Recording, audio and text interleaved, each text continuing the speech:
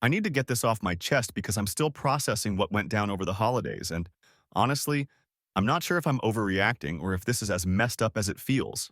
Some background first. I'm 34. Been married to Nadia for 6 years. We met in college, and back then things were different. I was working part-time jobs, she was getting her degree, and we were both just scraping by like most students. The thing is, even after we graduated and I started building my career, her family never really saw past that broke college kid image. Nadia's family has money. Not crazy rich, but comfortable. Her dad, Walker, owns a small construction business. Her mom, Rhonda, comes from old money. And her sister, Molly, married this guy, Felipe, who works in finance and makes good money. They live in this nice suburban house with the perfect lawn and drive matching luxury cars. You know the type. Here's what they never knew about me. Because I've never been the type to flash money around or talk about finances.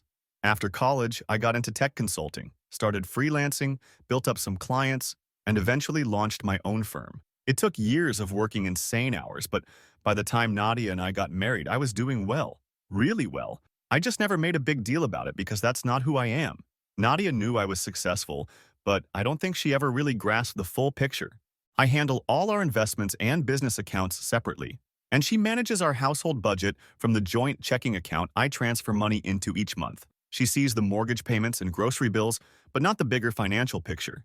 Maybe that was my mistake, but I believed marriage meant we were a team, regardless of who made what. So Christmas Day arrives, and we're at her parents' house like always. Everything seemed normal at first. Molly and Felipe are showing off some new watch he bought her. Walker's going on about his latest business deals, and Rhonda's making her usual passive-aggressive comments about how I should be providing better for Nadia. Then came gift exchange time. I'll be honest, I'm not great with gifts. I got Nadia a perfume from the drugstore because she mentioned liking the scent when we walked past the display a few weeks earlier. It wasn't expensive, but I thought she'd appreciate that I remembered. When she opened it, her face just changed. She held up the bottle and stared at it for what felt like forever. Then she looked around the room at her family, and I could see something shift in her expression. She stood up, still holding the perfume, and said loud enough for everyone to hear that this was exactly the kind of pathetic gift she'd learned to expect from me. She said, "Look at this dollar store garbage," while her sister's husband had just given Molly a $2,000 necklace. She held up the bottle and asked everyone to look at what her husband thought she was worth. But she wasn't done. She turned to her parents and said she was tired of pretending everything was fine when she was married to someone who couldn't provide for her properly. She said she deserved better than someone who brings home barely enough to cover the bills while she had to worry about money constantly. Her father stood up and said real men know how to take care of their families, and that I was obviously just a leech living off his daughter. Her mother nodded along and said she'd warned Nadia about marrying beneath her station. Then Nadia held up her wedding ring and said even this was probably fake because I was too cheap to buy her anything real. She said she was done pretending to be happy with someone who would never amount to anything, and that she was calling a lawyer after New Year's. The whole family started clapping. Actually, clapping. Like they were celebrating the end of my marriage. I just sat there and took it. Didn't defend myself. Didn't argue. Didn't storm out. I finished my dinner, helped clear the table, and drove us home in complete silence. Nadia spent the entire ride texting someone, probably sharing the story with her friends about how she finally stood up to her loser husband. Here's what none of them knew, though. 3 days after Christmas, I had a meeting scheduled with my lawyer about updating my will and some business contracts. When I mentioned what had happened over the holidays and that Nadia was planning to file for divorce, he asked me some questions about our finances that made me realize how complicated this was going to get. See, the house we live in? I bought it before we got married. My name's on everything. The cars, the investments, the business accounts, even the furniture. Legally, Nadia's entitled to half of what we accumulated during the marriage, but a lot of what she thinks we own together is actually mine separately. My lawyer called yesterday. He said he'd received a call from someone representing Nadia, and that person seemed very surprised when he started explaining the actual financial situation. Apparently, they'd gone in, expecting a straightforward 50-50 split of assets, and discovered there was a lot less in the marital estate than they'd assumed. Since then, my phone's been blowing up. Nadia's been texting me nonstop saying we need to talk, that she made a mistake, that she didn't mean what she said at Christmas. She keeps saying she loves me and that we can work this out. But honestly, I'm not sure there's anything left to work out. Her family hasn't called or texted, but I heard through a mutual friend that they're asking questions about our house and whether Nadia might need to move back in with them temporarily. The thing is, I'm not even angry about the money aspect. What gets me is that she stood up in front of her entire family and told them I was worthless. She let them applaud while she called our marriage a mistake. She threw away 6 years because she was embarrassed about a drugstore perfume. I keep thinking about what kind of person does that to someone they supposedly love. What kind of family celebrates that moment? And what it says about our relationship that she never bothered to learn anything about our actual financial situation before deciding I wasn't good enough for her. Now she wants to fix things, but I can't stop hearing her voice when she said she deserved better than someone like me. I can't forget the look on her face when she held up that ring and called it fake. Maybe I should have told her family about my business years ago. Maybe I should have bought expensive gifts and driven flashier cars so they'd respect me. But I thought the person I married loved me for who I was, not for what I could buy her. I'm supposed to meet with her this weekend to talk, but I honestly don't know what there is to say. How do you come back from something like that? Update 1. So I posted here last week about what happened at Christmas dinner when Nadia decided to announce to her entire family that I was a worthless provider and she was calling a lawyer. A lot of you asked for updates, and honestly, I needed somewhere to process what's been happening because this whole situation keeps getting more complicated. First off, thank you to everyone who commented and messaged me. Reading your responses helped me realize I wasn't crazy for feeling like what she did was completely out of line. Some of you called it exactly right about what would happen when the financial reality came out. So we had our conversation this past Saturday. Nadia had been texting me constantly all week saying we needed to talk things through, that she'd made a huge mistake, that she loved me and wanted to work on our marriage. She kept insisting that Christmas dinner was just her being overwhelmed and emotional about money stress, and that deep down she knew I was a good husband who loved her. I agreed to meet her at the house Saturday afternoon. The second I walked in, she started crying and telling me how sorry she was. She said she'd been talking to her sister Molly all week about what happened, and that Molly had convinced her she'd overreacted. She kept saying she never meant to hurt me like that she was just frustrated about feeling like we were struggling financially while everyone around us seemed to be doing so well. But here's where it got interesting. I asked her directly what she thought our financial situation actually was. Like, what did she think I made? What did she think our assets were? What did she think we could afford?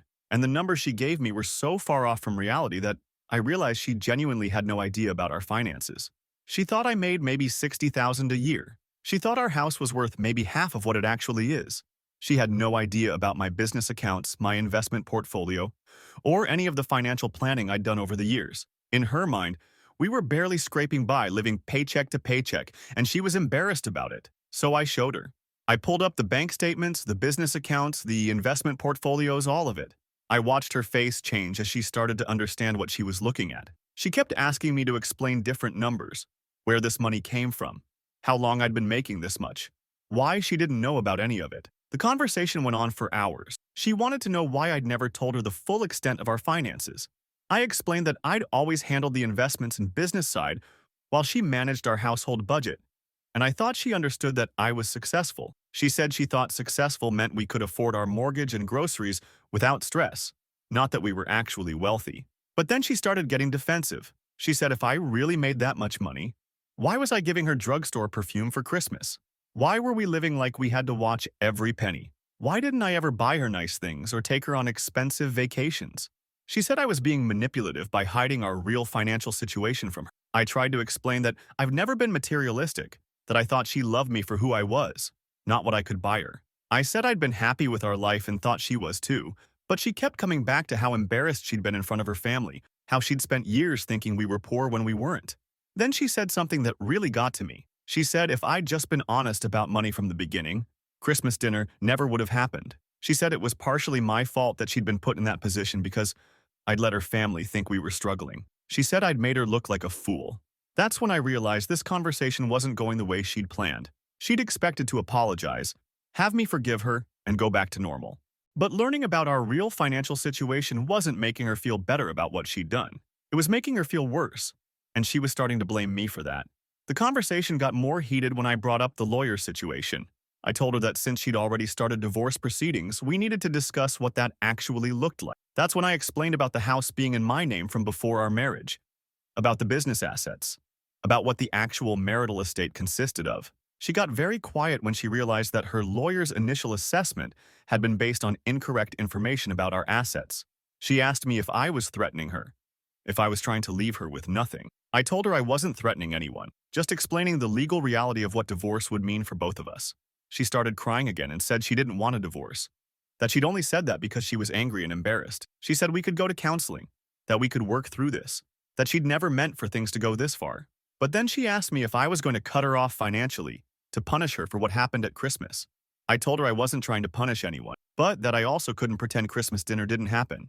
I said I needed time to figure out how I felt about being married to someone who would humiliate me like that in front of her family, and who would let them applaud when she called our marriage a mistake. She said her family didn't mean anything by it, that they were just being protective of her because they thought I wasn't treating her well. She said if they knew the real situation, they'd understand that they were wrong about me. She wanted me to come to dinner this weekend and show them our financial statements so they'd see that they'd misjudged me. I told her that wasn't going to happen. I said I wasn't interested in proving my worth to her family with bank statements, and that the fact she thought that would fix things showed me how little she understood about what had really happened that night. We talked for another hour, but it just kept going in circles. She wanted me to forgive her and move forward like nothing happened. I kept trying to explain that I needed time to process what it meant that my wife of 6 years could stand up in front of her family and say those things about me, that I needed to understand what kind of person does that to someone they supposedly love. The conversation ended with her asking me to move back into the house and give her a chance to make things right. I told her I needed more time to think and that rushing into trying to fix things wasn't going to work for me. Since Saturday, she's been texting me constantly again, but now the messages are different. She's asking about practical things like bill payments and household expenses. She's asking if I'm going to keep supporting her financially while we figure things out. She's asking what happens to her health insurance if we separate. I think the reality of what divorce would actually mean for her is starting to sink in, not just emotionally, but practically. She's been used to a certain lifestyle, and she's realizing that if we split up, her life is going to change significantly. Her family has been texting too. Molly sent me a long message saying she understands there was a misunderstanding about our finances and that everyone feels bad about Christmas dinner. She said they just want Nadia to be happy and that they hope we can work things out. But nobody has actually apologized for what happened. Nobody has acknowledged that standing up and humiliating your spouse in front of your family is wrong, regardless of what you think about their income. They're all acting like this was just a big misunderstanding that can be cleared up now that they know I'm not actually broke. I'm supposed to meet with my lawyer again this week to discuss next steps.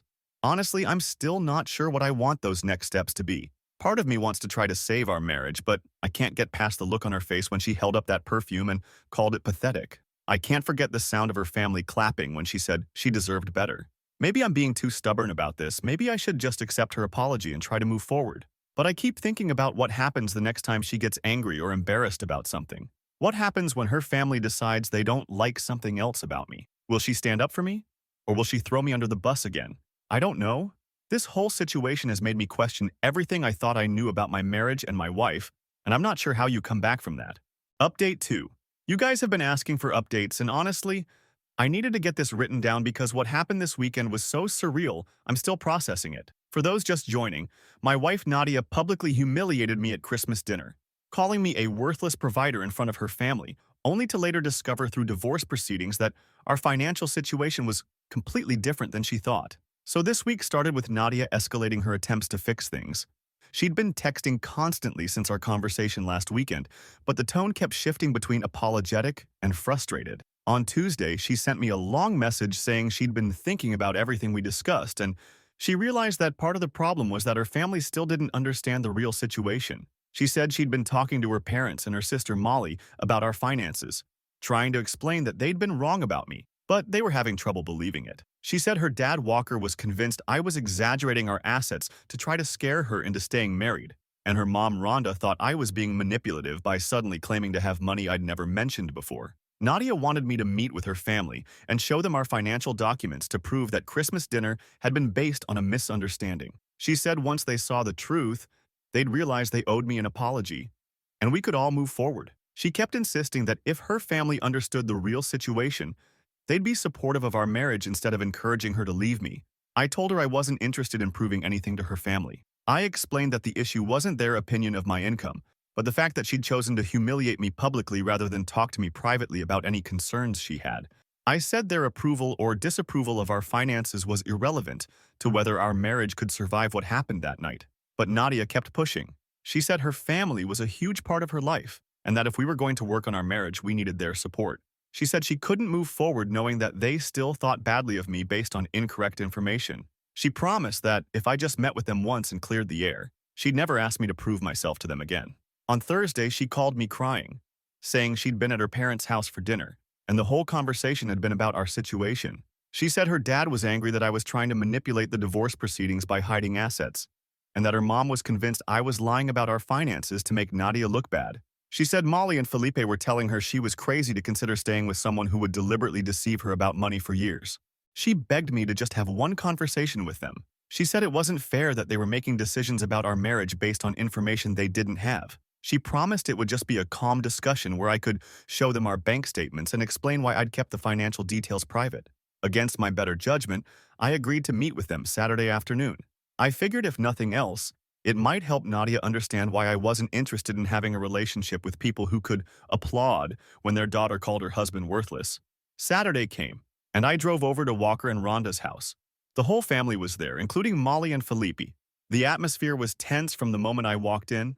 Nobody made eye contact, nobody offered me anything to drink, and the small talk felt forced and awkward. Walker started the conversation by saying they all wanted to clear the air about what happened at Christmas. He said they'd been trying to be supportive of Nadia based on what they understood about our situation, but that if they'd had wrong information, they wanted to make things right. But then he said something that immediately told me how this was going to go. He said he hoped I understood that they were just looking out for their daughter, and that any father would be concerned if he thought his child was struggling financially because her husband wasn't providing adequately. I asked him what he meant by providing adequately. He said that when a man marries a woman, he takes on the responsibility of making sure she's comfortable and secure. He said that from their perspective, it had seemed like Nadia was always worried about money, always having to budget carefully, never able to buy nice things or take vacations. I explained that Nadia managed our household budget and that I'd always made sure she had everything she needed. I said that if she wanted more expensive things or bigger vacations, all she had to do was ask, but that she'd never expressed any dissatisfaction with our lifestyle. Rhonda jumped in and said that was exactly the problem. She said a woman shouldn't have to ask her husband for permission to live well. She said that if I really had the money Nadia was claiming I had, I should have been making sure she felt secure and comfortable without her having to request it. This is where the conversation started getting heated. I asked Rhonda what she thought I should have been doing differently. She said I should have been buying Nadia nicer jewelry, taking her on expensive trips, upgrading our cars regularly, making sure she could shop without worrying about prices. I told her that I'd never heard Nadia complain about any of those things, and that I thought we'd both been happy with our life. Molly said that was naive, that women don't always voice their dissatisfaction because they don't want to seem materialistic or demanding. Felipe, who had been quiet up to this point, said that he could understand their confusion. He said that if I really had significant assets, it was strange that I'd been so secretive about it. He said that in his experience, most successful men want their wives to know about their achievements and their ability to provide. That's when I realized this wasn't actually about clearing up a misunderstanding. They weren't questioning whether I had money. They were questioning why I hadn't been spending it on Nadia in ways that would have been visible to them. Walker said that even if everything I was telling them about our finances was true, it didn't change the fact that I'd let Nadia feel insecure about money for years. He said that was a form of emotional manipulation, making her think they were struggling when they weren't. I tried to explain that Nadia had never told me she felt insecure about money. I said that if she'd come to me and said she wanted a more expensive lifestyle, we could have talked about it. But Walker said that was my responsibility as her husband to know what she needed without her having to ask. Rhonda said that the Christmas gift situation was a perfect example. She said that even if I didn't usually spend money on material things, I should have known that giving her drugstore perfume in front of the family would be embarrassing for her. She said I should have been more thoughtful about how my choices would make her look. This went on for over an hour. Every point I made was turned back around to how I should have been doing something differently. When I showed them our financial statements, they didn't apologize for their assumptions. Instead, they started questioning why I'd been living below our means and why I hadn't been taking better care of Nadia. The breaking point came when Walker said that regardless of our financial situation, what happened at Christmas dinner was ultimately my fault for putting Nadia in a position where she felt she had to defend herself. He said that if I'd been a better husband and provider, she never would have been embarrassed enough to say those things. I looked around the room and realized that every single person there agreed with him. They weren't there to apologize or clear the air. They were there to explain to me why everything that had happened was my fault and why I needed to change my behavior if I wanted to stay married to their daughter. I stood up and told them I was done with the conversation. Nadia started crying and asking me to sit back down, saying we were finally making progress and getting everything out in the open.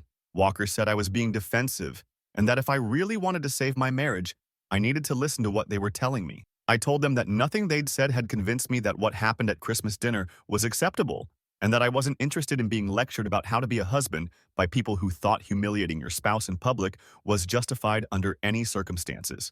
Rhonda said I was being stubborn and prideful, and that a real man would be willing to admit his mistakes and work on being better. Molly said I was throwing away a good marriage because I couldn't handle criticism. I left without saying another word. Nadia followed me outside and begged me to come back in and finish the conversation. She said her family was trying to help and that they were giving us good advice about how to make our marriage stronger.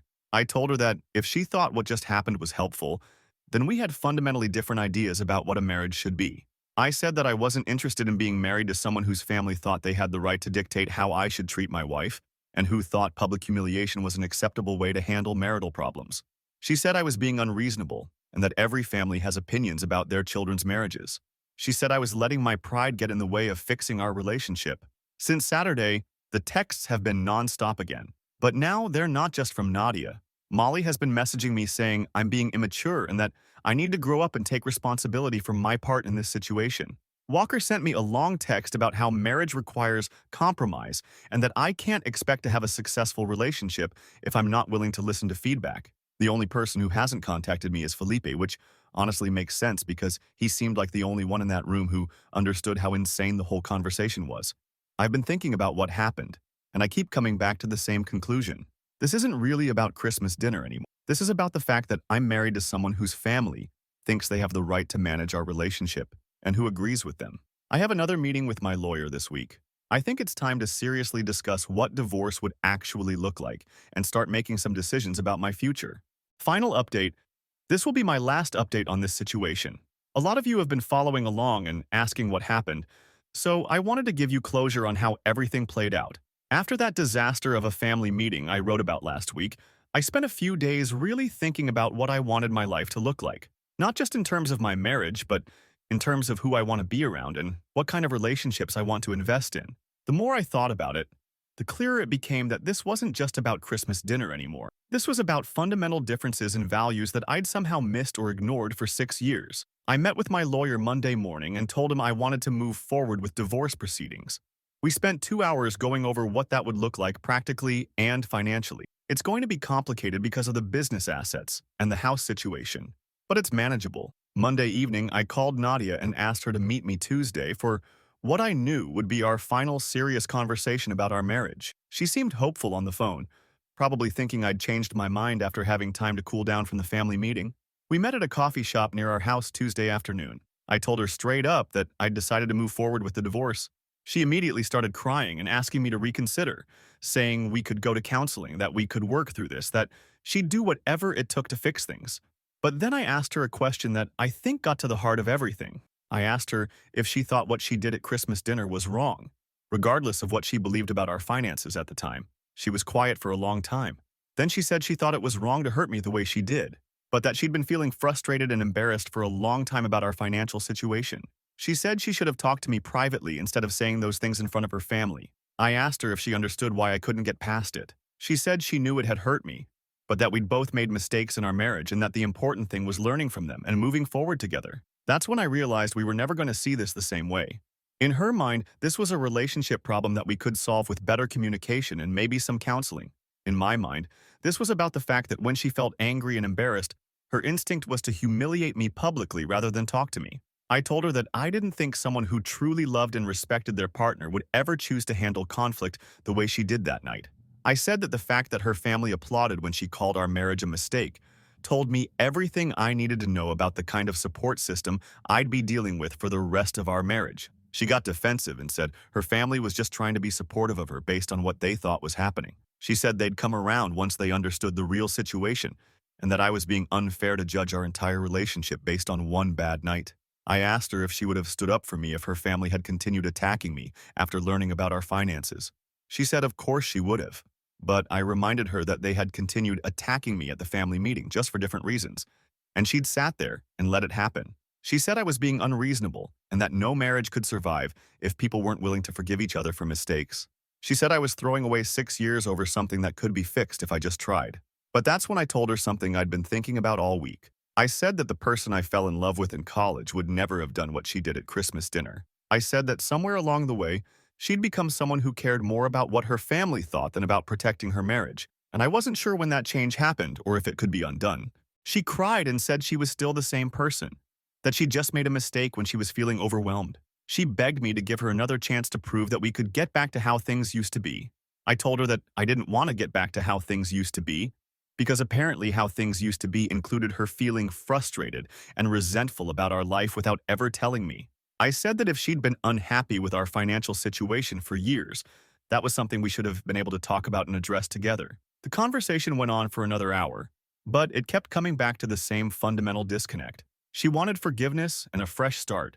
I wanted to understand how someone who loved me could choose to handle conflict the way she did, and I never got an answer that made sense to me. When we were leaving, she asked me what was going to happen next. I told her my lawyer would be in touch with hers about the specifics, but that I was planning to move out of the house within the next couple of weeks. She asked if there was anything she could do to change my mind. I told her that the time for changing my mind was before she stood up at Christmas dinner and told her family I was worthless. I said that some things can't be undone, even if you regret them later. Since Tuesday, I've gotten texts from her every day, but they're different now. She's not begging me to reconsider anymore. Now she's asking practical questions about the divorce timeline, about what happens to our shared accounts, about whether I'm going to make things difficult for her financially. I think the reality is starting to sink in that this is actually happening. Her lawyer must have explained what the asset division is going to look like, because she's been asking about spousal support and whether she's going to be able to afford to stay in the area. Her family has been surprisingly quiet. I expected more angry texts or attempts to convince me I was making a mistake, but I haven't heard from any of them since the family meeting. Maybe they're starting to understand that their behavior has consequences. I found a short-term rental apartment across town and I'm moving this weekend. I've already started separating our belongings and closing joint accounts. It feels strange to be dismantling 6 years of shared life, but also oddly liberating. A few people have asked if I'm angry or if I want revenge. Honestly, I'm not angry anymore. I'm just sad that it took something this dramatic for me to see that we wanted different things from our marriage.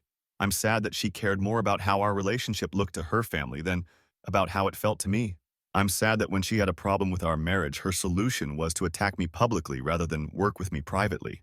But I'm not interested in making her life harder than it needs to be. The natural consequences of her choices are going to be difficult enough without me adding to them. She's going to have to figure out how to support herself financially, how to rebuild her social life, how to explain to people what happened to our marriage. I'm focusing on my own future now. I'm thinking about what I want my next relationship to look like, what kind of partner I want to be, what red flags I might have missed this time that I should watch for in the future. To everyone who's been following this story and offering support, thank you. It helped to know that other people understood why I couldn't just accept an apology and move on. Sometimes when you're in the middle of a situation like this, you start to question whether you're being reasonable or if you're overreacting. Reading your comments helped me trust my instincts about what I could and couldn't live with in a marriage. I deserve to be with someone who would never choose to humiliate me the way Nadia did, regardless of what other problems we might be having. I'm not sure what happens next, but I know it's going to be better than staying in a marriage with someone who doesn't understand why what she did was unforgivable. Sometimes the best thing you can do for yourself is walk away from people who don't value you the way you deserve to be valued. That's where I am now. Moving forward, focusing on building a life with people who actually respect and care about me. It's going to be hard, but it's going to be worth it.